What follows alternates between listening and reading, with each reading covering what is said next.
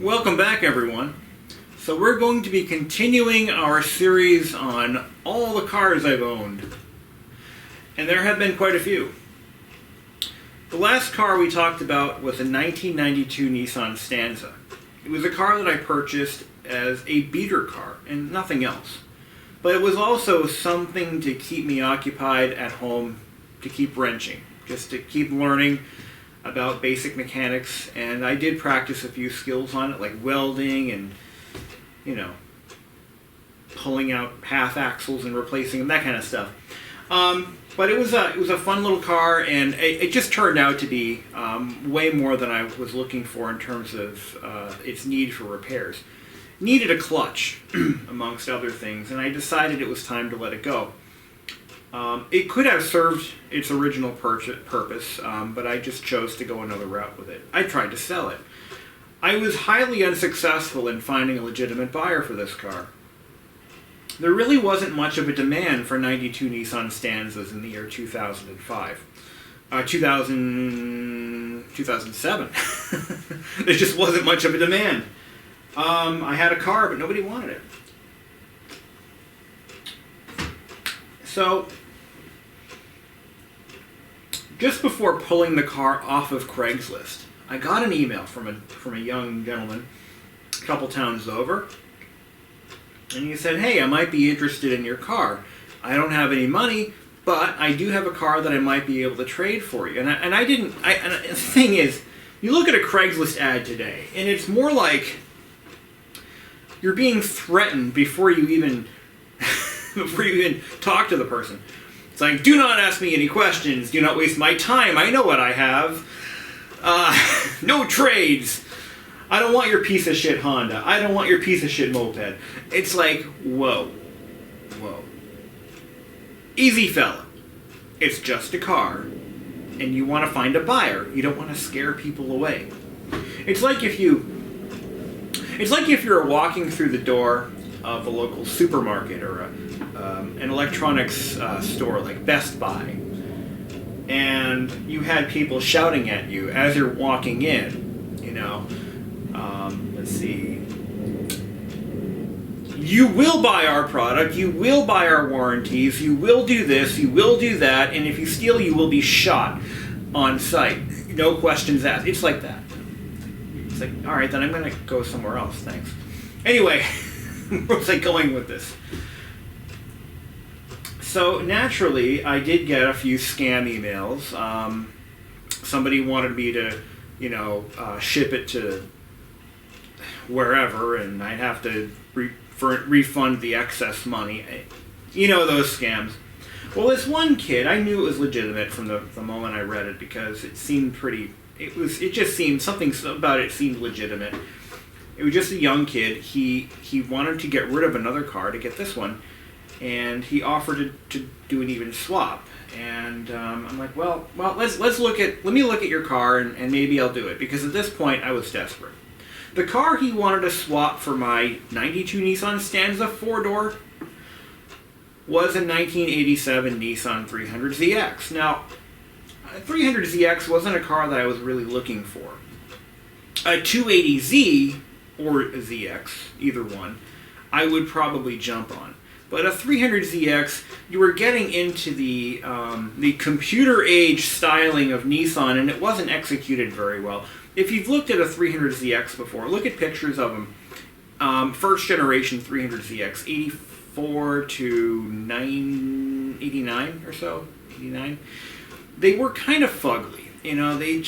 They looked like the Gadget Mobile when it was in sport car mode, but not in a good way. I mean, there was something off about the styling of those cars. Now, the 87 had the newer taillights and the newer front end, where they actually narrowed the headlights a little bit, or maybe they widened them. No, I think they narrowed them.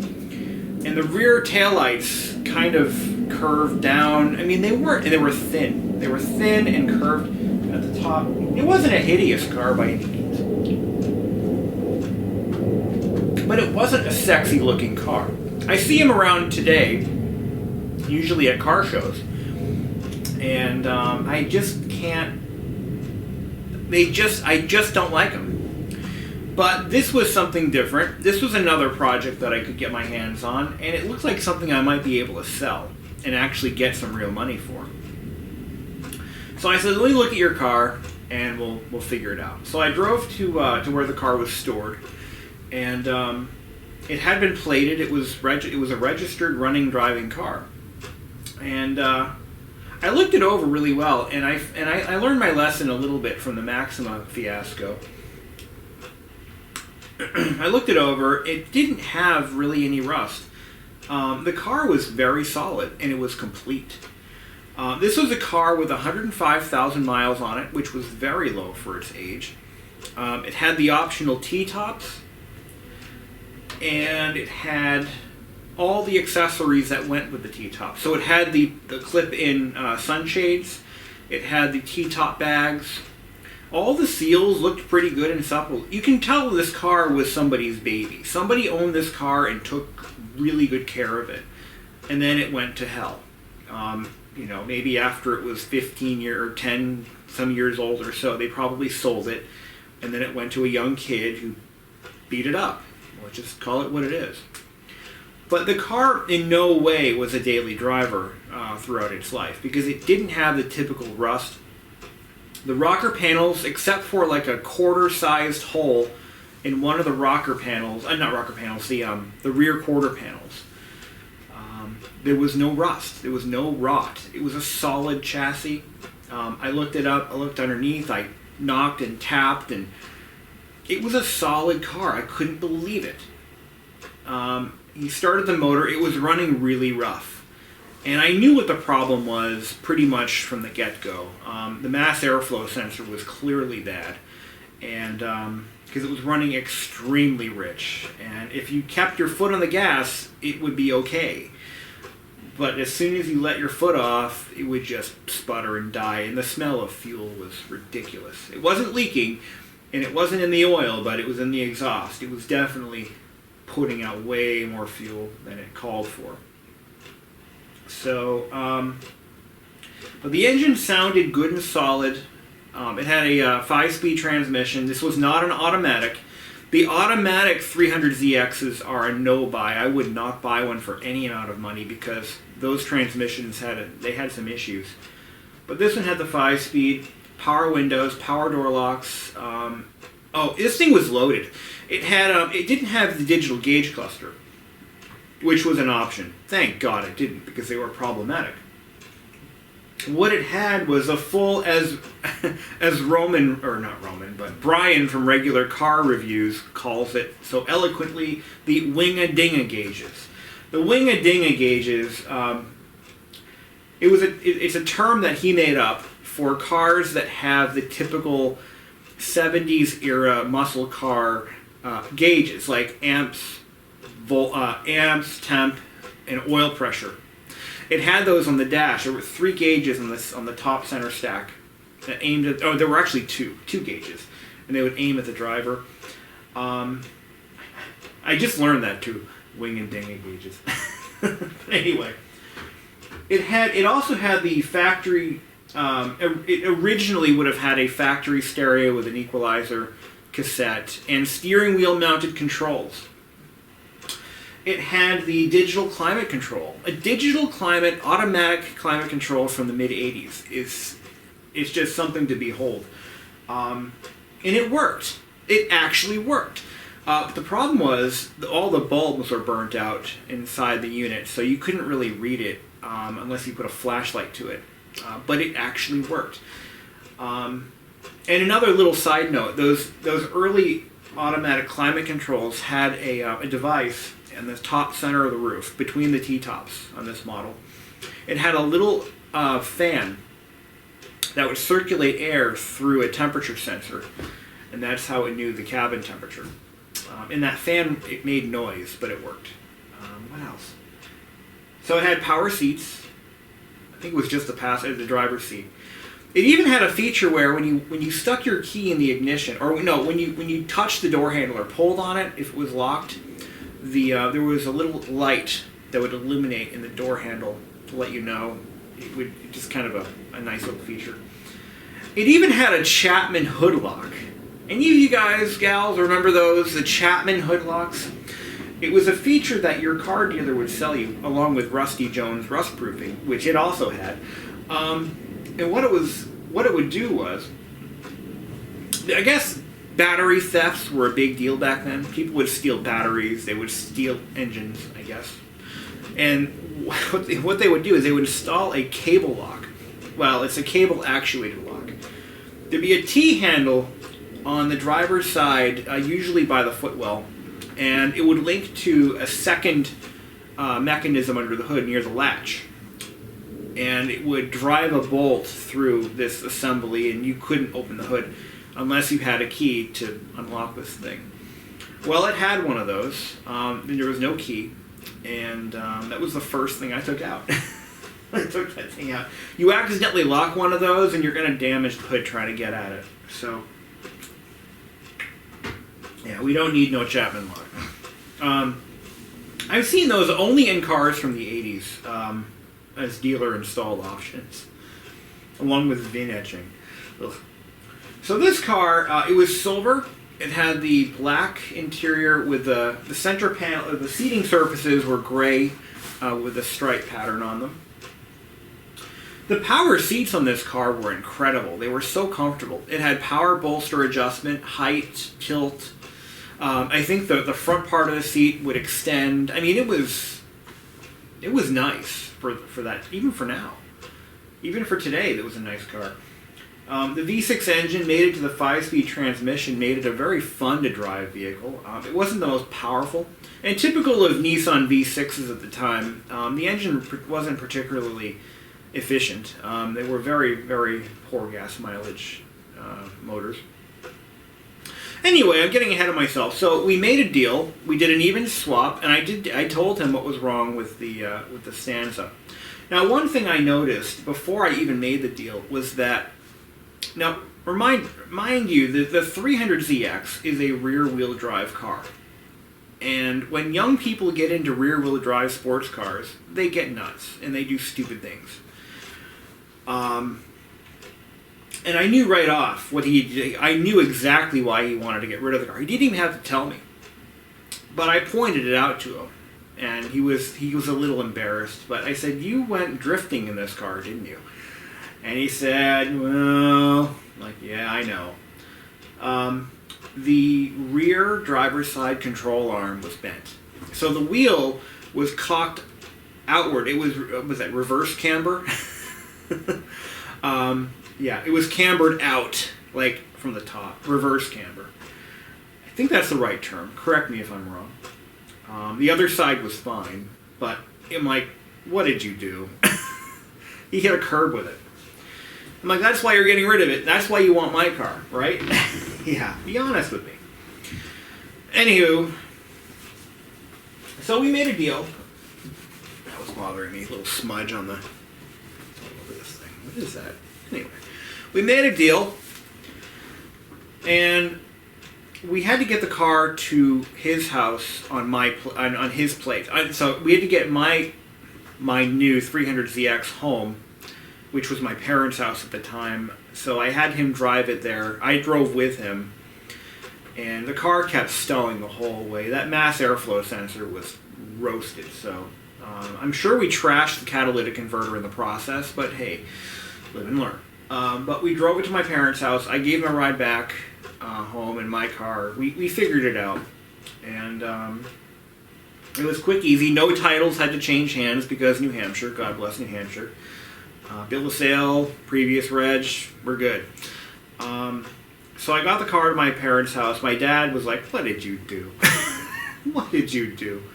But he actually kind of liked it because my father worked for Nissan, or worked in a dealer, in the mid-'80s. So he remembers those ZXs when they were brand new, and he was kind of nerding out with me with this car and showing me all the stuff that goes wrong with them, which was kind of fun. Let me tell you something. 1980s cars, especially, well, more so American cars, but Japanese cars were no exception. But those are in the early days of electronic fuel injection. Emissions compliance issues were a huge problem, so they did a lot of band-aid fixes at the engineering level.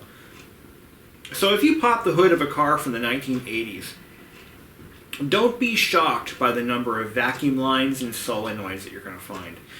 This car had so many vacuum lines, and so it had a bank, like a rack of solenoids,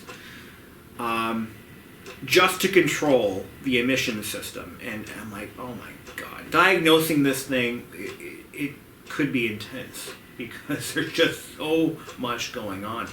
So many vacuum lines, so many modules, so many actuators, and oh my lord. But I ordered a mass airflow sensor off eBay, popped it in. Sure enough, I was right. The car ran very well. Very smooth. No knocking, no valve noise. It did have a slight tap on one of the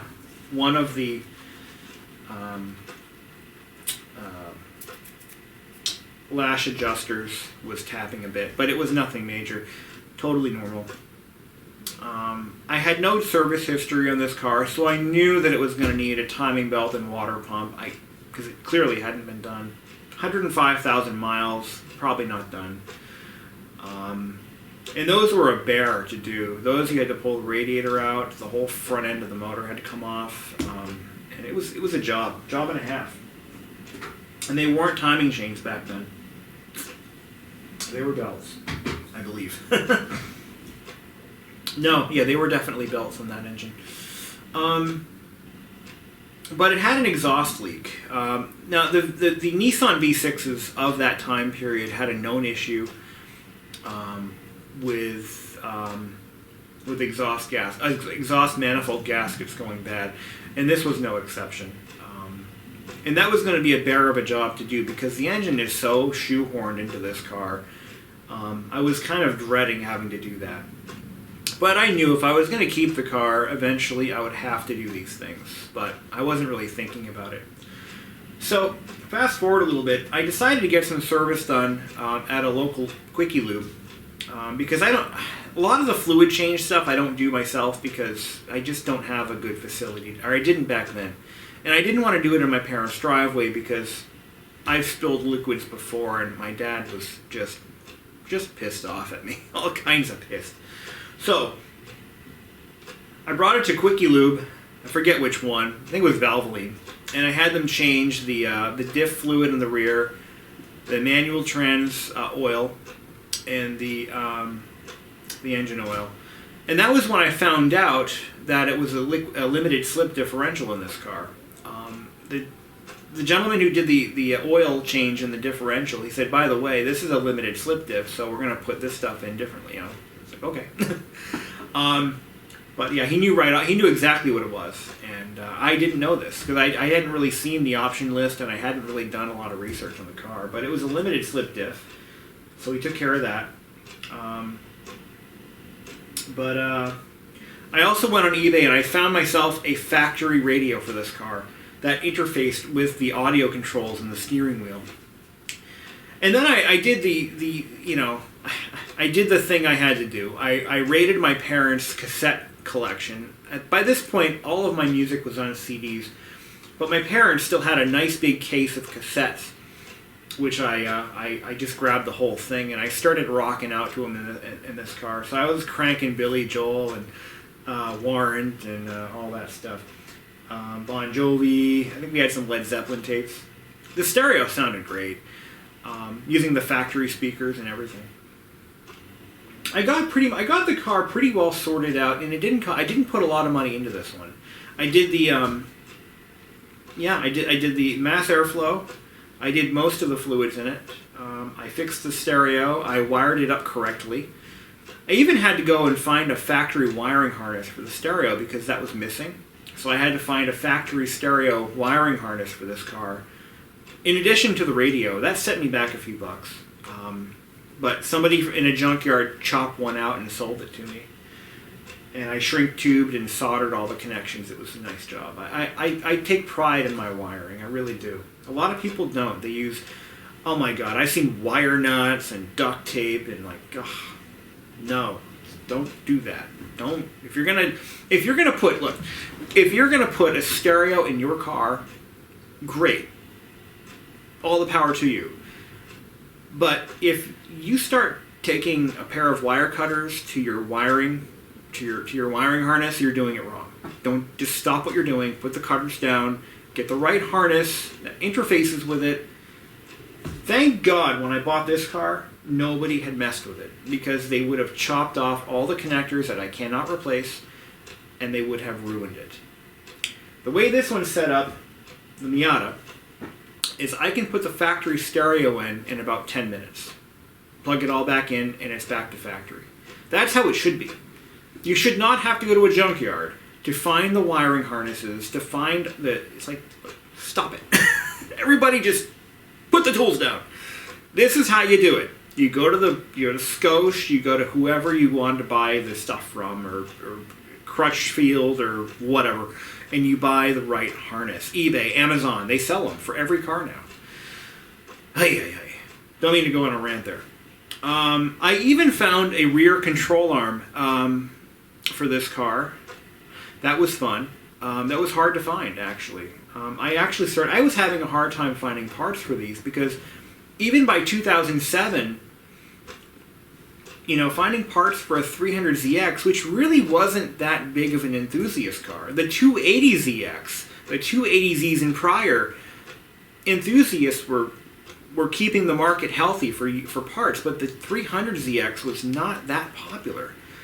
It just wasn't. I think it was based on looks, and it was bloated, it was heavy, it was underpowered. It's natural. I mean, it was not a great car. Anyway, so where was I? So I started talking to my parents' neighbor who does body work, and he mostly deals in Corvettes, and he knows his stuff. He's good at what he does. And I was talking about having the car painted. The paint on the car wasn't that bad. It just had some rust spots here and there, little surface rust spots from where paint chips had not been fixed. And that's another thing. If you get paint chips on your car and your hood, whatever, you get the touch-up paint. Just do something about it before it turns into a mess. Here I am lecturing people on cars when I should be the one being lectured. Anyway, so I had him kind of look it over, and he gave me a good price on a paint job, but I didn't do it, but I was going to put a whole nice, beautiful paint job on this car, and it just never got to that point. How did this story end?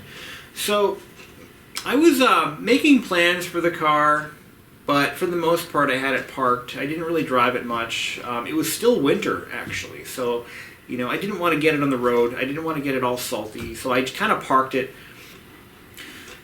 Alright, so let's talk about how this car's existence with me came to a close.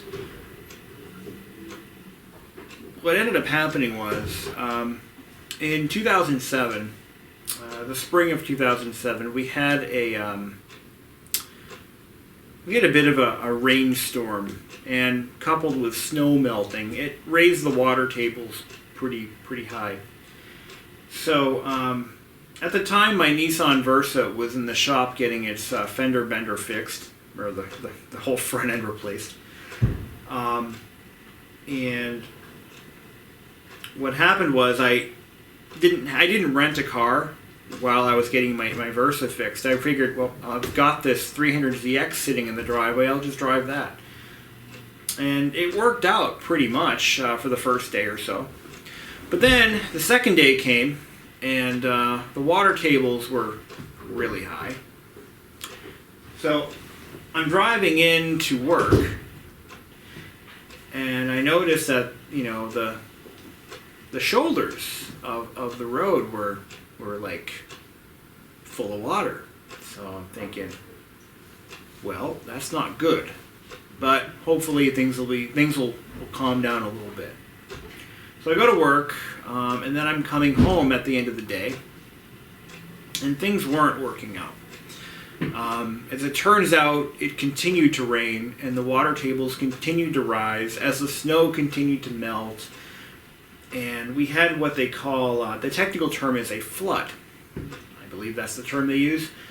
And so I'm driving my normal route home, and they had, police and fire department personnel like stopping people because the road was completely flooded for a good stretch. For about maybe 7 or 8 car lengths, the road was totally flooded. And I wasn't really sure how deep it was, but I wasn't going to try. So I turned around and I'm like, well, I'll think of another way to get home. So I went up, I took the back roads. And the back roads led me to this little trail in the woods. I mean, it was kind of like a 1-lane road, dirt road. And I'm driving along and there's pickup trucks turning back, coming my way. Like, oh crap, this is going to be bad too. I was just curious. I'm like, well, how bad could it possibly be? Well, it wasn't that bad. There was a section of that road that was kind of, it was flooded only about a couple inches. I'm like, well, it's a 300ZX. It's basically an off-road vehicle, so let's go. Baby, let's do it. So I drove through it. I made it out the other end just fine. And I'm continuing on, thinking, I've got this problem beat. I'm good, I'm going to make it home. Well, as it turns out, the road that I chose led me to the exact same spot of the main road that was flooded over. So, at this point, I'm like, you know what? I just saw somebody drive through it in a pickup truck, and he did just fine. And 300ZX is basically a same engine as the Nissan pickup truck, so I'm being facetious here, guys. Figure it out. Sarcastic, facetious, whatever the word you want to use. So I'm like, you know what? I used to play a lot of Oregon Trail as a kid, and I know that it's basically a coin toss as to whether you're going to ford the river and succeed, or cock the wagon. Yeah, you want to cock the wagon and float across? Do you want to ford the river, which means just drive through it? So I didn't have any caulking with me, and so I took option B. Ford the river in a 300ZX.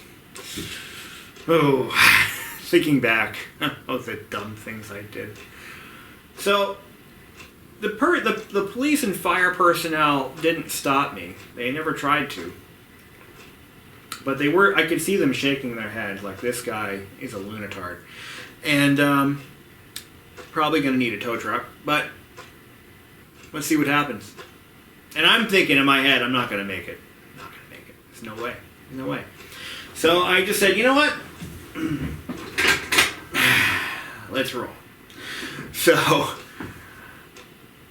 put the car in first gear, and I start out my journey. Start my little journey across the flooded road. And as I'm approaching, I could feel the resistance of the water. I could actually hear it slapping around in the cooling fan. And I'm like, oh boy. and then, as I'm right in the middle, I could hear the engine sputtering. And I'm thinking to myself, son of a bitch, I'm not going to make it. Not going to make it. Not going to make it. And then water starts coming in the doors. I'm looking around. Yep, I got water coming in the floor. I'm not going to make it. Not going to make it. Little fun fact. Nissan had a penchant for putting ECUs on the floors of their cars, like under the passenger seat. So I'm thinking, crap. If the engine doesn't flood out and hydrolock, I'm going to lose the ECU. Which is it going to be? So I'm going. I'm halfway through. The engine's like, I could feel it. It's taking on water. And then, by some miracle, the road started going upward again. I made it through. I made it all the way through the flooded road that pickup trucks were struggling to get through, and people in Camrys were stalling out in.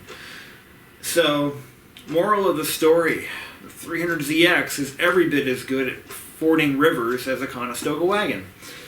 Who knew? But I made it home. The engine ran fine after it cleared its throat a little bit. I mean, I goosed it quite a bit just to burn off all that shit. But I made it through a flooded road. And then I'm getting into town, and I'm going over a bridge that the water is all the way up to the arches. Now, if it gets any higher than that, there's a really good chance that the bridge could wash out. But it was at the top of the arch of that bridge. Amazingly, the bridge didn't wash out, and 15 years later, it still stands. But you know, that's good. So anyway, I decided after that point, the engine actually it ran okay, but it wasn't quite something wasn't quite right about it, and I didn't want to wait to find out what it was. And thinking about the car's future, I realized that I just exposed the entire unibody to a flooded road, and water does what it does. It gets into places it shouldn't, like differentials and transmissions, and I just decided that it was time to get rid of this car. So I scrapped any plans I ever had about fixing it up at this point, and I put it up for sale. I actually sold it on eBay, and the car was purchased on eBay for $300 to a guy who restores Camaros. That's where it went, and I hadn't heard from it since. I don't know what its fate was, but it was a good restorable 300ZX that just... And the 300ZXs really aren't worth a lot of money, and, you know, even back then, especially now, you know, they have obtained a collector's status, you know, especially with the surging popularity of cars from the 90s and 80s. So good surviving examples are actually commanding a premium. But the 280ZX is the one that I think is more collectible. It's just a much better looking car. The 300ZX is basically the 280ZX with a V6 engine and a warmed over body style. I mean, really. But nothing beats the straight six of the 280ZX. I have an affinity for straight six engines. I just think they're beautiful to look at, and they're generally easier to work on. And I just wish I had a car with a straight six motor. That's kind of why I have a thing for old Jeeps with straight six engines. They're just a beautiful design, usually very reliable. But the V6 engines are just a pain in the ass to work on. They're more complex, there's more moving parts. It's just, you know, not a big fan of them. But that was my Nissan 300ZX.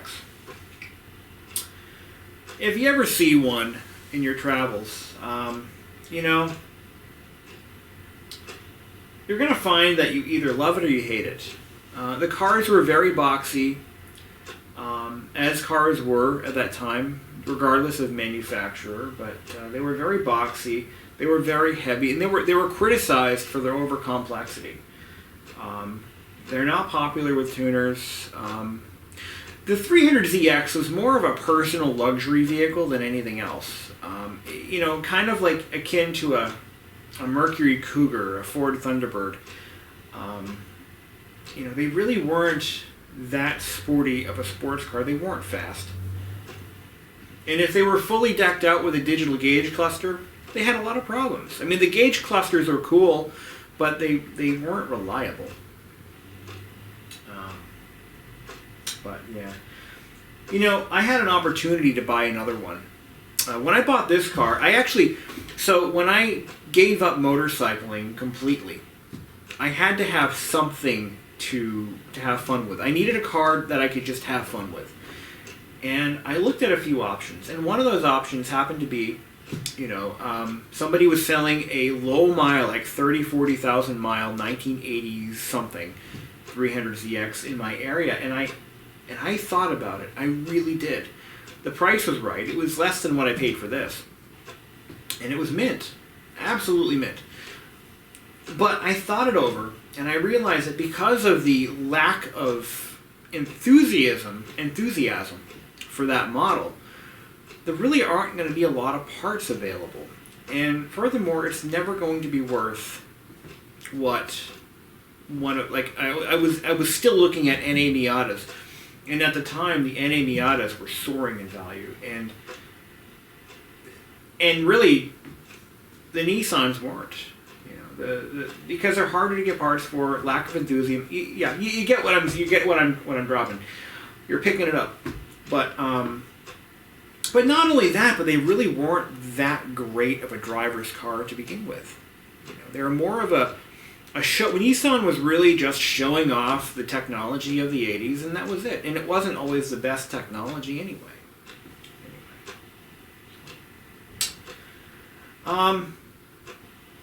Do I regret that trade? No, I really don't. Had it not been for the flood, I think I would have kept the car and gone through with my plans. And I probably still have it. Probably not. It's hard to say. But at the end of the day, it wasn't something I needed, but it was fun. So pouring out for the poor 300s. I'm not going to do that. I got to clean it up. That was a nice car when it was new. Oh, one other thing. So the 300ZX had a Space Saver spare tire, which most of those cars no longer have. They've been long lost or gone. I had the original Space Saver tire that had never been used.